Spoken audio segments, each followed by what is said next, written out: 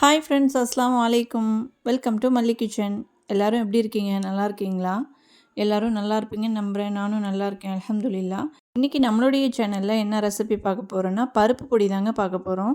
So ரொம்ப ஹெல்த்தியான பருப்பு பொடி என்னோடய ஸ்டைலில் எப்படி பண்ணலான்னு பார்த்துடலாமா? இப்போ எல்லா பருப்பையும் மெஷர்மெண்ட் கப்லேயே நம்ம அளந்து எடுத்துக்கலாம். நான் 1 கப் துவரம் பருப்பு எடுத்திருக்கேன், 1 கப் உடைச்ச பாசிப்பருப்பு எடுத்திருக்கேன், 1 கப் பொட்டுக்கடலை எடுத்திருக்கேன், 1 டீஸ்பூனுக்கு பம்கின் சீடும் 1 டீஸ்பூனுக்கு ஃப்ளாக்ஸ் சீடும் எடுத்துக்கோங்க. இப்போது ஒரு 7-8 பட்டை மிளகாய், காய்ந்த மிளகாய், 3 முழு பூண்டை இந்த மாதிரி உடச்சி நான் எடுத்து வச்சுருக்கேன். 4 கொத்து கருவேப்பிலை எடுத்து வச்சுக்கோங்க. ஸோ இந்த மாதிரி கட்டி பெருங்காயம் ஒரு சின்ன துண்டை எடுத்து வச்சுக்கோங்க. அடுத்து நம்ம என்ன பண்ண போகிறோன்னா, ஒரு இரும்பு சட்டியில் எல்லா பருப்புகளையும் தனித்தனியாக நம்ம வறுத்தெடுக்க போகிறோம். நான் ஃபஸ்ட்டு இதில் துவரம் பருப்பை சேர்த்துக்கிறேன். துவரம் பருப்பு கொஞ்சம் பொன்னிறமாக வறுத்த பிறகு நம்ம ஒரு பிளேட்டில் மாற்றி எடுத்துக்கலாம். அடுத்தது நம்ம பொட்டுக்கடலையே சேர்த்துக்கலாம். பொட்டுக்கடலையும் அதே மாதிரி லைட்டாக செவந்த பிறகு நம்ம இதை எடுத்து அதே இடத்துல மாற்றி எடுத்து வச்சுக்கலாம். ஸோ இப்போ பொட்டுக்கடலையும் லைட்டாக செவந்துருச்சு. ரொம்ப எல்லா பருப்புகளையும் நீங்கள் நல்லா செவக்க விட்டுறாதீங்க, ஓரளவுக்கு செவந்தால் போதும். ஸோ அதுவே நம்மளுக்கு கரெக்டாக இருக்கும். அடுத்தது நம்ம உடைச்ச பாசிப்பருப்பு அதையும் நம்ம இதில் இரும்பு சட்டியில் சேர்த்துட்டு அதையும் நம்ம ஒரு பொன்னிறமாக செவக்க வறுத்து எடுத்துக்கலாம்.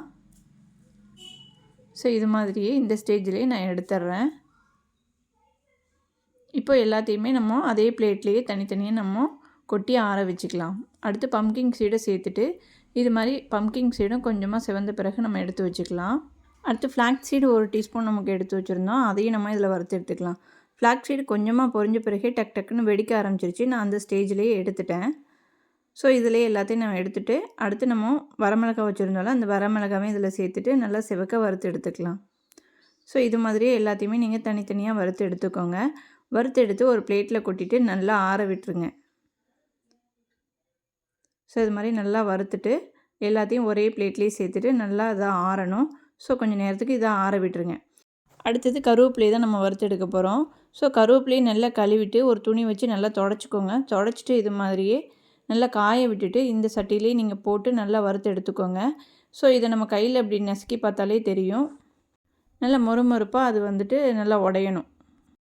அந்த அளவுக்கு நம்ம வறுத்து எடுத்துக்கலாம். ஸோ அவ்வளோதான், இது மாதிரி நீங்கள் எடுத்து வச்சுக்கோங்க. அடுத்தது நம்ம எல்லாத்தையும் வறுத்து எடுத்த அந்த கடாயிலேயே நம்ம 2 டீஸ்பூனுக்கு நல்லெண்ணெய் ஊற்றிக்கலாம். இப்போ நம்ம எடுத்து வச்சுருந்த பூண்டை ஒன்றும் பாதியமாக நல்லா நசுக்கிட்டு இதில் சேர்த்து நல்லா மொறுமொறுப்பாக ஆகிற வரையும் நம்ம வறுத்து எடுத்துக்க போகிறோம். ஸோ அதை வறுத்து எடுத்ததுக்கு பிறகு இது மாதிரி ஒரு தனியாக ஒரு பிளேட்டில் மாற்றிக்கோங்க. அடுத்து நம்ம அதே சட்டிலேயே நம்ம பெருங்காயம் எடுத்து வச்சுருந்தோம்ல, அந்த பெருங்காயத்தையும் இதில் போட்டு நல்லா நம்ம மொறுமொறுப்பாக ஆகிற அளவுக்கு வறுத்து எடுத்துக்கலாம். இந்த பெருங்காயத்தை நல்லா 2 சைடும் திருப்பி போட்டு நல்லா மொறுமொறுப்பாக ஆகிற அளவுக்கு வறுத்து எடுத்துக்கோங்க. அடுத்து மிக்சர் ஜார் எடுத்துக்கோங்க. அதை நல்லா தண்ணி இல்லாமல் தொடச்சி எடுத்துக்கலாம். எடுத்துகிட்டு நம்ம இப்போ வறுத்து வச்சுருந்த எல்லா பருப்பையும் அது கூட சேர்த்துக்கலாம்.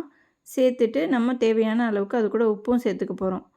சேர்த்துட்டு கொரப்பாக அரைச்சி எடுத்ததுக்கு பிறகு அது கூடவே பூண்டும் பெருங்காயமும் வச்சுருந்தோம்ல, அதையும் சேர்த்து அரைச்சிக்கோங்க. அந்த வீடியோ எனக்கு மிஸ் ஆயிடுச்சு. ஸோ அதை வீடியோவில் என்னால் காட்ட முடியல. இப்போ எல்லா பருப்புகளையும் நம்ம இந்த அளவுக்கு நைஸாக அரைச்சி எடுத்துகிட்டு வந்தாச்சு. ரொம்ப நைஸாகவும் இல்லாமல் ரொம்ப கொரன்னு இல்லாமல் திட்டமான கரெக்டான பதத்துக்கு நான் அரைச்சி எடுத்துகிட்டு வந்திருக்கேன். இப்போ நம்ம நசுக்கி வச்சுருந்த அந்த கருவேப்பிலை இருக்குல்ல, அதையும் நம்ம தூள் பண்ணி வச்சுருந்தோம்ல, அதையும் நம்ம இது கூட சேர்த்துட்டு நல்லா ஆற விட்டுக்கோங்க.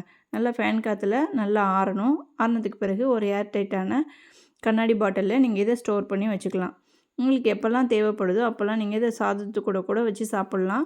ஸோ ஸ்கூலுக்கு போகிற பசங்களுக்கு நம்ம என்ன டிஃபன் பண்ணி கொடுக்குறதுனே தெரியாது.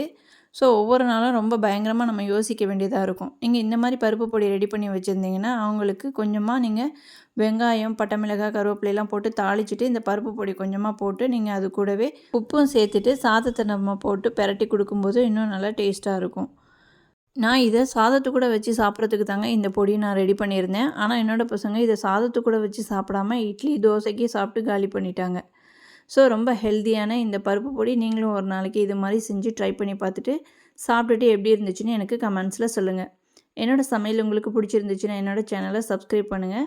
உங்கள் ஃப்ரெண்ட்ஸ் அண்ட் ஃபேமிலிக்கு ஷேர் பண்ணுங்கள். என்னோடய சேனலை நீங்கள் சப்ஸ்கிரைப் பண்ணாமல் பார்த்தீங்கன்னா என்னோடய சேனலை சப்ஸ்கிரைப் பண்ணி வைங்க. நான் அடுத்தடுத்து போடக்கூடிய வீடியோ உங்களுக்கு நோட்டிஃபிகேஷனில் வரும். Thank you friends. அஸ்ஸலாமு அலைக்கும். வேறு ஒரு நல்ல சமையலோடு சந்திக்கலாம்.